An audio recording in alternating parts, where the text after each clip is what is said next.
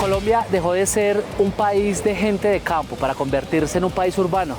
Así destaca Gerardo Viñas, director y asesor en temas de sostenibilidad y desarrollo productivo. Las energías renovables son tan antiguas como la historia de la humanidad, porque el hombre, el ser humano, siempre ha utilizado el sol como eje y base de la energía, y ahí ese es el punto de partida de las energías renovables. Los escenarios actuales en el marco energético global están llevando necesariamente a reconocer que como los hidrocarburos y el carbón están acabándose porque son recursos naturales no renovables, y de igual manera son en gran medida los causantes o el eje o el foco del cambio climático y de los efectos, el efecto invernadero del cambio climático global. El advenimiento de las energías renovables coge fuerza en el mundo a partir de desarrollos tecnológicos que cambiaron completamente la perspectiva energética, cuando se empezó a identificar que a través de ellas podría reducirse significativamente la huella en carbono. De tal manera que es un imperativo global hoy en día incrementar la matriz de energía del mundo, reduciendo el uso de los combustibles fósiles y en general los hidrocarburos y petróleo, y aumentando desde esa perspectiva el uso de energías de naturaleza renovable. Entiéndase renovable aquellas energías ligadas a la condición de la naturaleza, como el aire, el viento, como la luz y la energía geotérmica que proviene de las aguas, de las cavidades del subsuelo en forma de vapor. Eso es energía renovable. Y la otra energía renovable de la cual Colombia es rica, que es el agua. La generación a partir de hidro es una energía limpia. Hay una realidad que hay que reconocer, es que Colombia es potencia en energía hidráulica. No en balde el país exporta en periodos de oferta extrema de energía, exporta energía. ¿Sí? No la suficiente como debería estar exportando, pero necesaria, porque la demanda de energía en el mundo va en aumento. Entonces, el reto de los países es ser autosuficiente y a partir de la autosuficiencia lograr ya la entrega de energía y sobrantes a países vecinos. Y en ese sentido pues hay que reconocer que hoy, afortunadamente, dados los escenarios energéticos que se han planeado desde muchos años atrás, Colombia todavía es autosuficiente en energía, tanto en hídrica, a pesar de los efectos de cambio climático y fenómeno del Niño que genera crisis, como en las otras fuentes.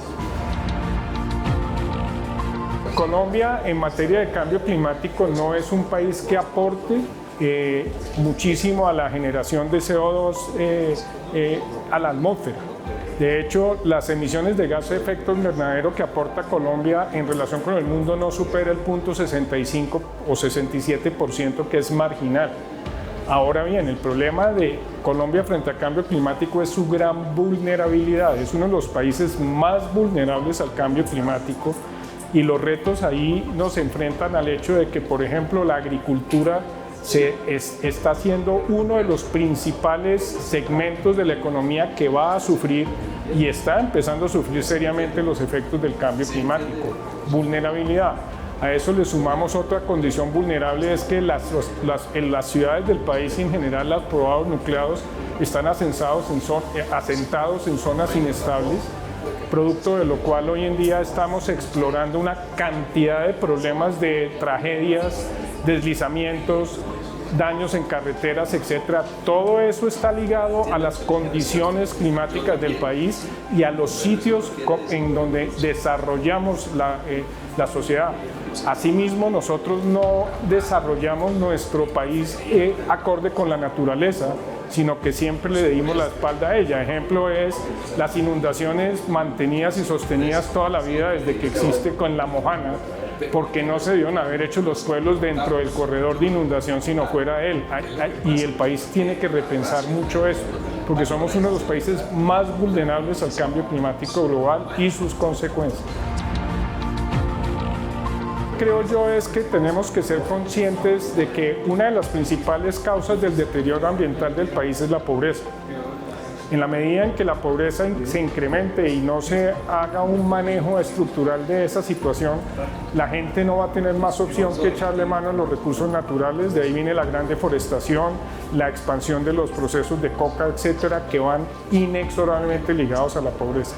La sociedad colombiana tiene que ser consciente de esas circunstancias.